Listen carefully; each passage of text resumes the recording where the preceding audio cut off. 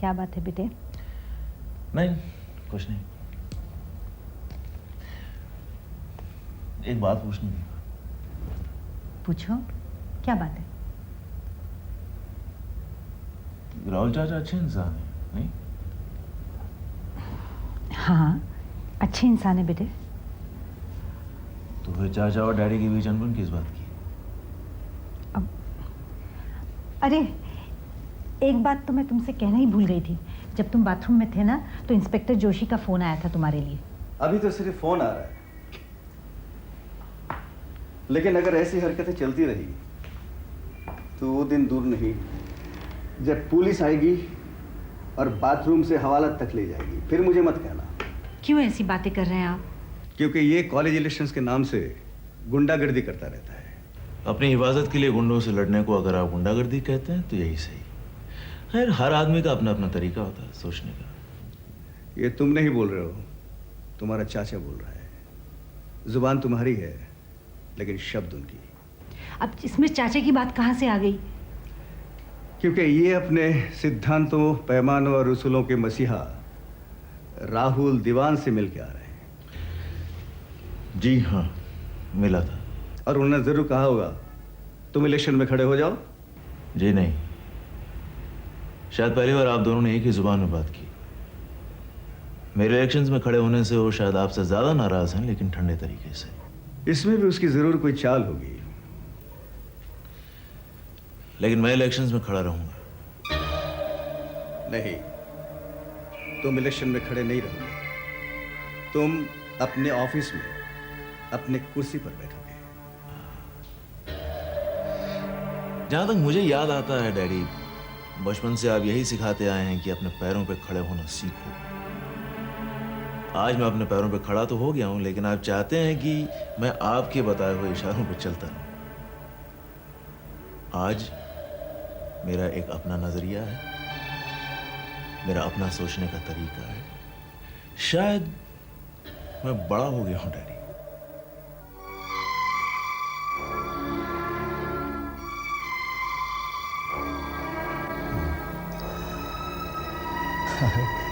मैं तो भूल ही गया था कि आज तुम बड़े हो गए हो और तुम्हारी बहन नमिता भी।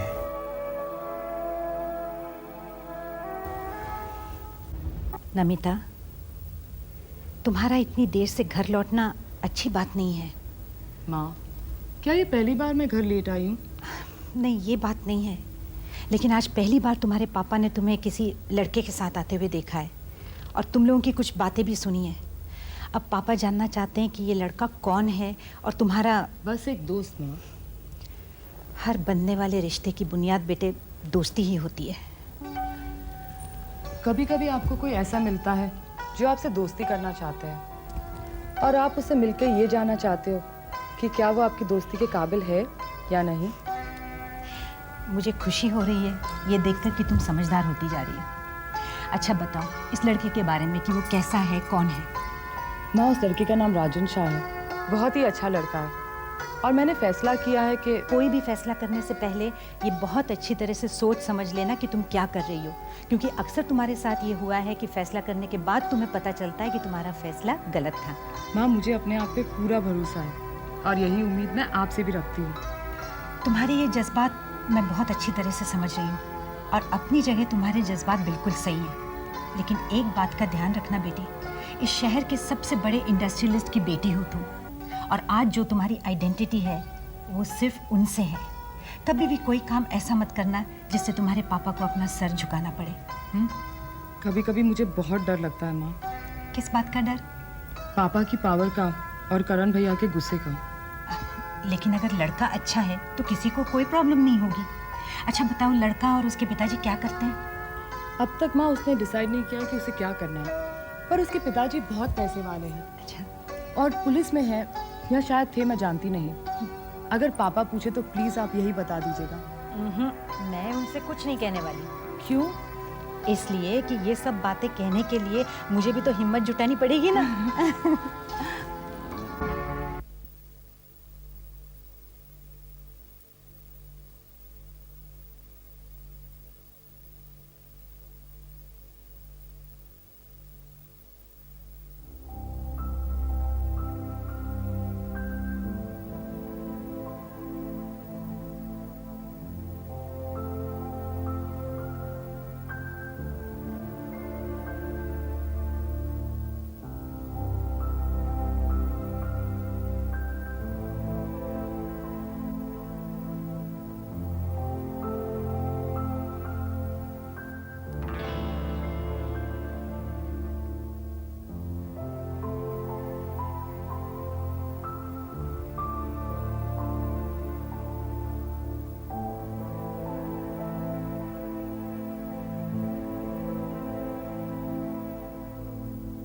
फासले ऐसे भी होंगे, ये कभी सोचा न था।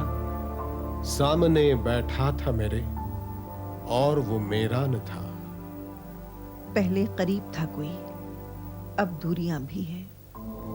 इंसान के नसीब में मजबूरियां भी हैं।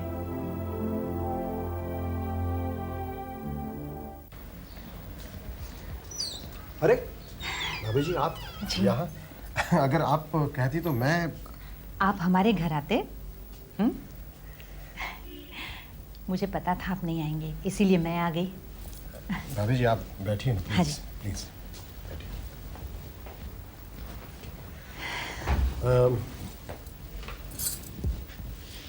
कैसे आना हुआ भाभी जी? वो क्या बात है भाभी जी, आप बड़ी परेशान सी नजर आ रही है। घर पर सब ठीक तो है? अगर सब कुछ ठीक होता तो मैं आती क्यों? आप तो... भाभी जी, आप तो जानती हैं कि हम दोनों एक दूसरे के सगे भाई होने के बावजूद भी हम दोनों के बीच एक दरार सी जो पैदा हुई है, वो क्यों हुई है। और आप ये भी जानती है कि बावजूद इसके कि दरार पैदा हुई है, फिर भी हम दोनों के बीच जो एक रिश्ता है वो तो कभी टूट नहीं सकता। हम भला एक दूसरे से अलग अलग हो गए हैं, फिर भी हमारा खून तो अलग नहीं होगा। हाँ, मैं ये जानता हूँ कि आज भी हमारे भाई साहब मेरे बारे में यही कहते होंगे, यही सोचते होंगे कि करण को इलेक्शन में खड़े होने के लिए मैंने ही प्रोत्साहित किया होगा। लेकिन मैं भाभी आपको यकीन के साथ कहता हूँ कि मैंने आज तक करण को सिर्फ मना ही किया है। मैं जानती हूँ और आपके भाई साहब भी इस बात को अच्छी तरह से जानते हैं, लेकिन आज बात कुछ और ही है। वो अपनी नमिता है ना? हाँ, क्या बात है भाभी जी? क्या किया उसने? अभी तक तो कुछ खास किया नहीं, लेकिन मुझे डर लग रहा है कि कल कोई ऐसा कदम ना उठा ले जिससे हमारे खानदान पर कीचड़ उछले। अरे भाभी जी, आप कैसी बात कर रही है? आप जरा खुलकर बताइए, क्या बात है? वो आजकल एक लड़के के साथ घूम रही है। भाभी जी, ये तो आजकल की आम बात है। अब आज का जमाना ही ऐसा है, हमारा जमाना तो रहा नहीं है। वो तो मैं जानती हूँ, लेकिन ये बात सीरियस लगती है क्योंकि उसके पिताजी ने उन दोनों को एक साथ देखा है। और जब मैंने नमिता को उसके बारे में पूछा तो कहने लगी, हाँ मेरा बॉयफ्रेंड है और हम शादी करना चाहते हैं। अच्छा अच्छा, तो ये बात है। क्या नाम क्या कहा आपने लड़के का? राजन शाह। राजन शाह। सुना है कि ग्रेजुएट है। अच्छा, किसका लड़का है? मैं ठीक से तो नहीं जानती, लेकिन ऐसा सुना है कि उसके पिताजी पुलिस में थे। पुलिस में? जी हाँ। राजन शाह। भाई साहब, मैं चाहती हूँ कि आप कुछ पता चलाएं उस लड़के के बारे में, उसके खानदान के बारे में। मुझे तो बहुत फिक्र हो रही है। अरे नहीं भाभी जी, आप बेफिक्र रहिए। मैं जितनी हो सके उतनी मैं कोशिश करता हूँ इस बात का पता लगाने की। आप करण और अमिता मेरे भी तो कुछ लगते हैं, मेरे भी तो बच्चे हैं वो। जी, लेकिन एक बात है, उन्हें ये ना पता चले कि मैं यहाँ आई थी। अरे नहीं भाभी जी, बेफिक्र रहिए। और करण का दिमाग तो आप जानते हैं कितने गर्म दिमाग का है, उतने ही उसके पिताजी ठंडे हैं। और उन दोनों में से अगर किसी ने भी गलत कदम उठा दिया तो गजब हो जाएगा। नहीं भाभी जी, आप बिल्कुल चिंता मत कीजिए। मैं करण को भी इस लड़के के बारे में कुछ नहीं बताऊंगा और हमारे भाई साहब को भी इस बात का पता नहीं लगने दूंगा कि आप यहाँ आई थी। आप बिल्कुल बेफिक्र रहिए।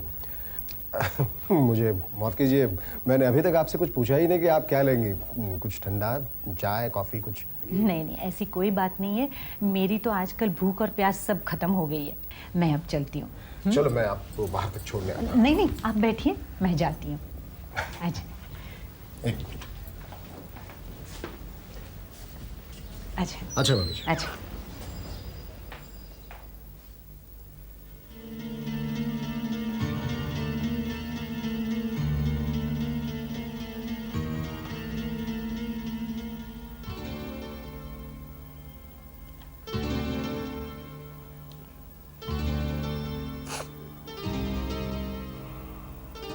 Hello. May I speak to Inspector Shyam Joshi? इतनी सारी मेहनत की इलेक्शंस के लिए सब बेकार। मेहनत कभी भी बेकार नहीं जाती करण। बट फिर भी इलेक्शंस हो जाते तो अच्छा रहता। मैं सारे सवालों के जवाब दे सकता था। I could have had proved myself. मैंने कभी सोचा भी नहीं था कि कॉलेज इलेक्शंस इतने बड़े पॉलिटिक्स का रूप ले। Forget it. Chapter is closed. तुम चाहो तो ये चैप्टर फिर से खुल सकता है। It's not possible. इम्पॉसिबल नहीं है, लेकिन एक आदमी है। कुछ नहीं हो सकता यार। इतनी पहुंच है मेरे डैड की, उनके सामने किसी की नहीं चलती। पर जिसकी बात मैं कर रहा हूँ उसकी इस मामले में तुम्हारे डैड से भी ज्यादा चलती है। अच्छा, ये आदमी इसी देश में, इसी शहर में है? बिल्कुल कोई नाम होगा उनका? है ना, आप जानते भी हैं। राहुल दीवान, तुम्हारे चाचा। तो क्या हुआ? राहुल चाचा से मेरी बात हो गई है। वो एग्रीड। पर ये तो डेमोक्रेसी का सवाल है।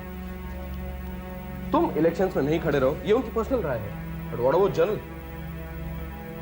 और यहां सवाल तो डेमोक्रेसी और अन्याय का है भाई। और अन्याय के खिलाफ लड़ना उनका अहम सिद्धांत रहा है। एनीवे, एक बात पूछूं? पूछो। तुम्हारे डैड और तुम्हारे अंकल, I mean, क्या प्रॉब्लम क्या दोनों के बीच? बहुत सारी प्रॉब्लम्स हैं। सेंटिमेंटल, टेम्परामेंटल प्रिंसिपल्स, फिर एक बीमारी भी है। बीमारी? ईगो।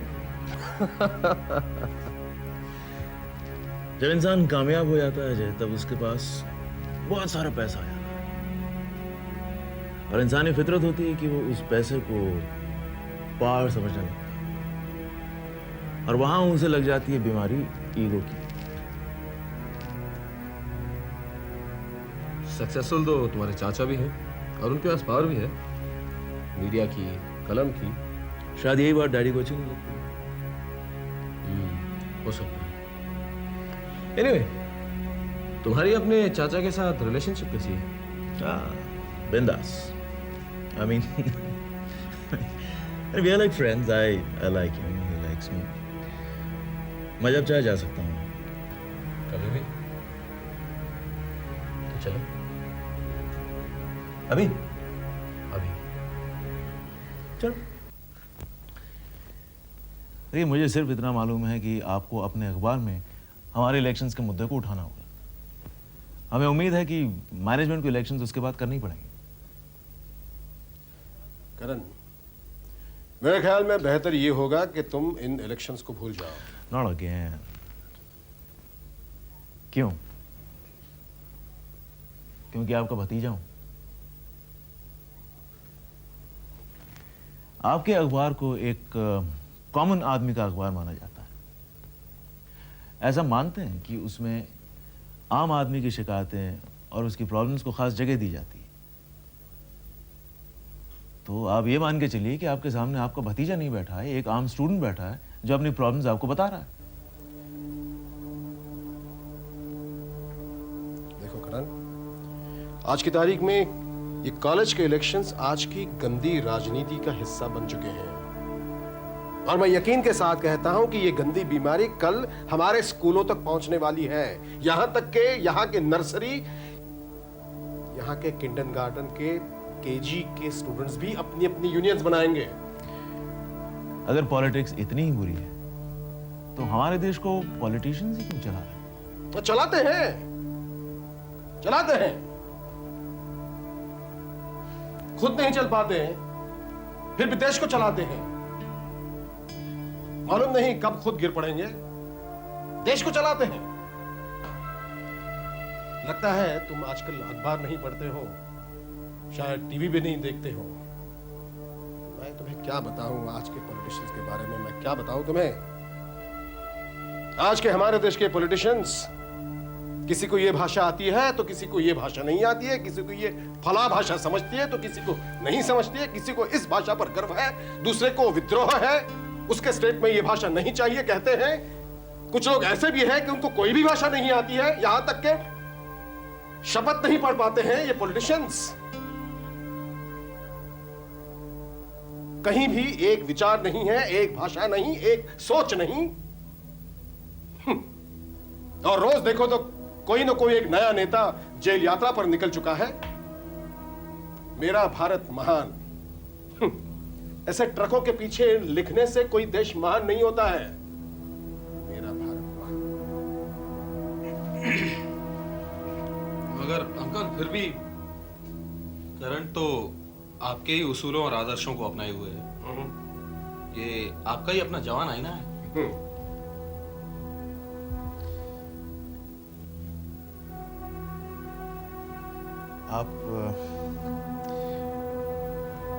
आप हमेशा ही प्रोटैगनिस्ट रहे हैं।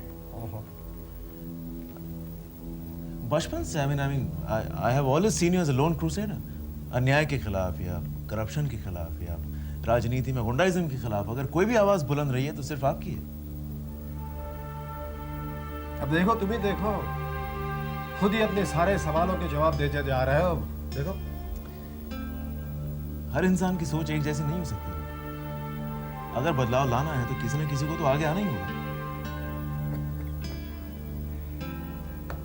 करण, तुम भी वही सोच रहे हो जैसे हर आदमी शुरू में सोचता रहता है।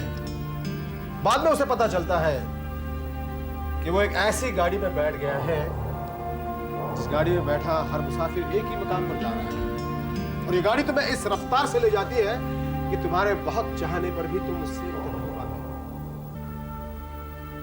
Now, any questions?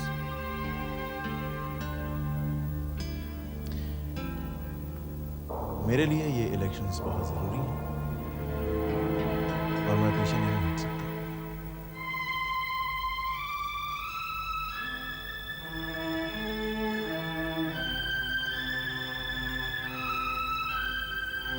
ठीक, फिर भी मैं कहता हूं, जरा सोचो अपने आप से, इस विषय पर दोबारा सोचो, बाद में बात करते हैं। चल, बाय। अच्छा अंकल, बाय।